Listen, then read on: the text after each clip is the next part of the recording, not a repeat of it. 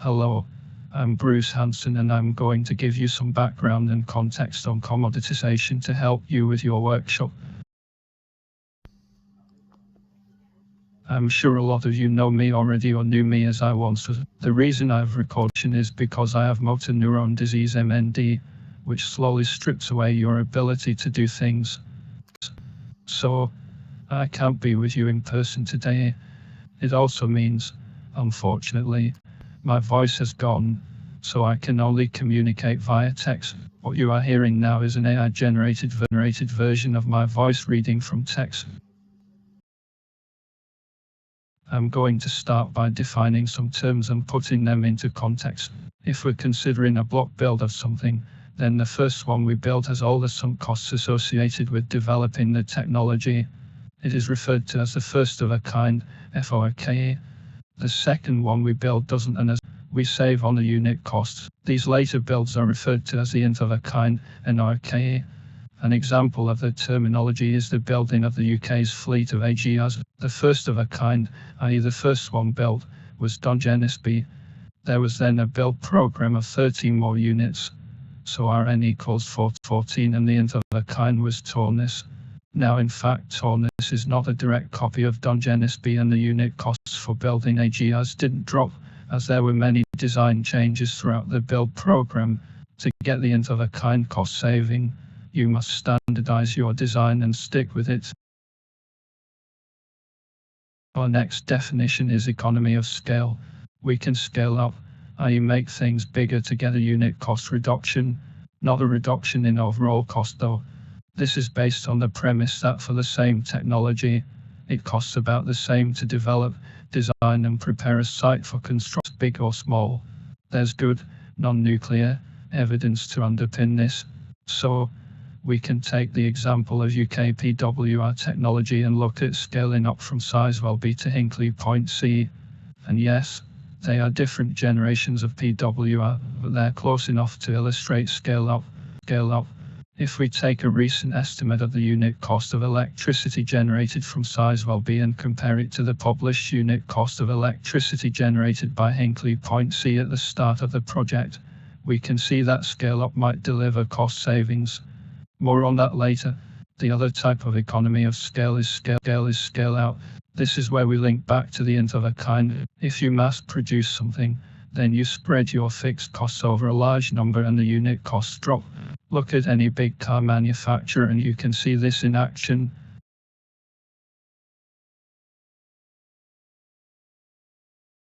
Looking at scale up or out leads us to think about how we build our reactor fleet. Up to now, the majority of reactors are built on site as single units, or pairs. The grey block, we could adopt a standardization strategy, still building reactors on site but getting some scale out benefit. The blue block, then we come to our modularization strategies. The most common approach is to build whole reactors, or large sections, in a factory and assemble on site. The yellow block, this greatly simplifies the construction process and cuts costs. It is dependent on being able to easily transport from factory to site, so it is really only for small reactors. Finally, we could build a large reactor from modules, essentially build off and assemble on site. The construction process would be more complex in yellow, as we'd have many more modules, but this would help standardization. Let's look at standardization in a bit more detail. And we're predominantly talking about large reactor builds. One obvious component we can agree a standard design for is a reactor pressure vessel in a PWR. So, for the new Hinkley and Sizewell reactors, we expect a standard APV. Now this gives some potential scale-out savings, as a fabricator doesn't need to retool for each APV. Other components, for example the non-nuclear powertrain, are likely to be standard designs. As we are building on site, there will be site-specific requirements we need to take account of, and so we'll not be able to standardize everything. For example, the reactor buildings themselves may change because of ground conditions.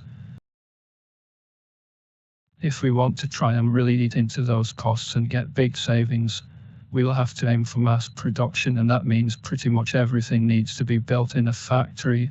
So now instead of RPV arriving on site and then building the other reactor components around it, it's all being done on a factory floor. So the whole nuclear reactor is fabricated, assembled, put into a vessel, tested and then delivered to site on the back of a lorry.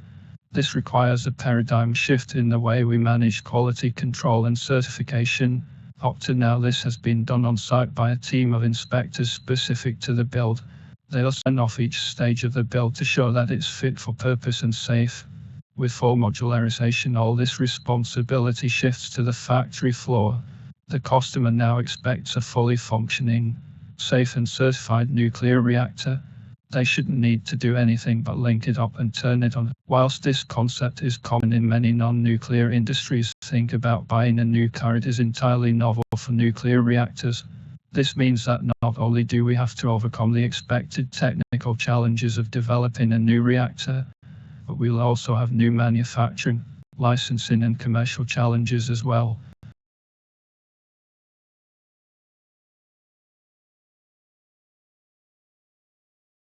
So now we come to commoditisation, and hats off to Ian and Richard for coming up with an excellent way to publicise their paper. Now there may be many people who want the zero carbon energy that nuclear can provide, but don't want to turn into a nuclear organisation.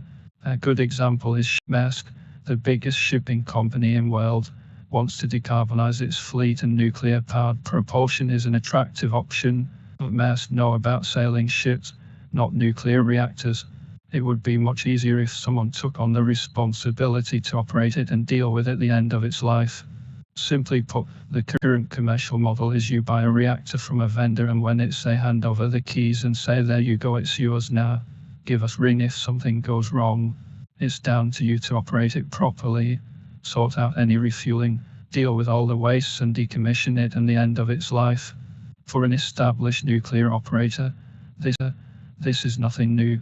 Commoditisation proposes a business model where the reactor vendor provides a cradle-to-grave service. Commoditisation also allows for better management of reactor at the end of its life. It's possible components could be repaired or refurbished for reuse, and then there's the potential to recycle materials as well. All these give additional cost savings, as well as helping with compliance on future regulations.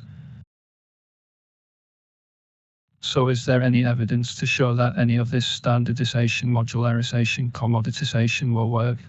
Well, let's look at a few case studies, starting with the US. The US is the biggest nuclear power producer, with over 100 reactors built that are operated by 30 companies across 30 different states. We can see clear evidence of scale-up, but little or no standardization, as most reactors were single builds. However, until 3 Mile Island costs were pretty stable. Afterwards, though, we see rapid increases in costs. In some cases, overnight commercial cost of CC rose by 200%. What this tells us is that without standardization, we will get high cost increases, especially if the regulation base changes and scale up does not offset this. Now let's look at France. France has over 50 reactors, operated by a single organization, EDF. So straight away we can see the potential for standardization. We can see clear evidence of scale up. But unlike the US, France built its reactors in 3 blocks designs, and there does not seem to have a huge effect from regulation changes from events like 3 Mile Island, Chernobyl and Fukushima. However, there are increases in overnight commercial cost of up to 100%. This mostly down to inflation and increased labor rates, which over a period of decades are unavoidable. So whilst, in the French case, standardization has not brought cost savings, it has certainly helped to keep costs under control. Our final case is South Korea. South Korea has 26 operating reactors. Most of them was built under a single operator, Korea Electric Power Company KEPCO. Although in 2001, KEPCO was then split into 6 different companies. Most of Korea's reactors were based on US Westinghouse AP1000 design, which was modified and scaled up to the APR 1400. So unlike the US, France and the UK development costs are low, and we're saving on some of those first-of-a-kind costs. Also, as well as standardizing reactor design, a lot of reactors were built as pairs. All this shows that standardization works and can deliver cost savings of up to 10% on a reasonably large fleet build. Now, I mentioned before that even if you have a proven reactor design ready to go, there will be significant challenges that could hinder or even stop the role of your fleet being built. We did some work recently at Leeds, looking at just the licensing of SMRs, and yes, I'm unashamedly plugging my paper, although if Sam is in the audience, he's the one who really did the work. Anyway, we decided to categorize licensing issues as a challenge, something that would take time and money to solve, but could be overcome by the reactor vendor, or a barrier, something that was beyond the control of the reactor vendor and probably needs government intervention to solve. For example, what will the regulations look like to prove in factory certification of a nuclear reactor build? Now, there are other areas that you can do similar analysis for and identify what might be a challenge or a barrier, such as financing. Where's the money coming from to get to that first of a kind, or establishing a manufacturing route? Is everything done in one place, or like cars, are things made elsewhere and shipped to an assembly line? So what can we take from all this? Well, there's little or no evidence that scale up can deliver cost savings. In fact, example I gave earlier is no longer valid, as a recent estimate for the unit cost of electricity generated from Hinkley puts at the same cost as Sizewell B. So we have to standardize and mass produce, and hope that the government and regulators can move fast enough to remove any barriers that will hinder us. Well, that's it from me. I hope you found that useful and you now understand what commoditisation is. I can't take questions now, as this is pre-recorded. However, like the Winter School's very own chatbot, I'll be lurking in the background on Teams, ready to take any questions you have for me. Thank you for listening.